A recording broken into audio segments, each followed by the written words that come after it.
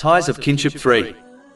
In a narration found in Jami' at-Tirmidhi, number 1952, the Holy Prophet Muhammad, peace and blessings be upon him, advised that the most virtuous gift a parent can give their child is to teach them good character.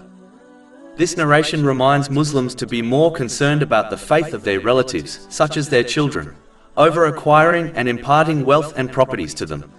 It is important to understand, worldly legacies come and go.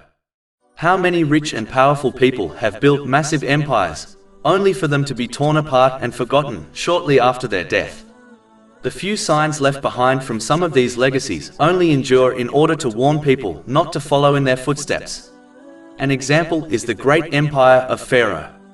Unfortunately, many Muslims are so concerned about teaching their children how to build an empire and acquire much wealth and properties, that they neglect teaching them the sincere obedience of Allah, the Exalted, which involves fulfilling His commands, refraining from His prohibitions, and facing destiny with patience according to the traditions of the Holy Prophet Muhammad, peace and blessings be upon him. This includes good manners towards Allah, the Exalted, and the creation. A Muslim should not be fooled into believing they have plenty of time for teaching their children good manners, as their moment of death is unknown and often pounces on people unexpectedly. In addition, it is extremely difficult to teach good manners to children when they get older and become set in their ways. If one fails to teach their child good manners, then they will only become a source of stress for them in both worlds. The best way a parent can teach their child good manners is by leading by example. They must learn and act on the teachings of Islam and become a practical role model for their child to follow.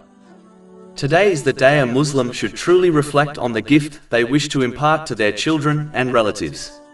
This is how a Muslim sends forward good to the hereafter, but also leaves good behind, as a righteous child which supplicates for their deceased parent benefits them.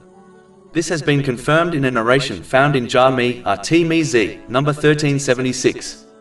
It is hoped that the one who is surrounded by good in this way will be forgiven by Allah, the Exalted.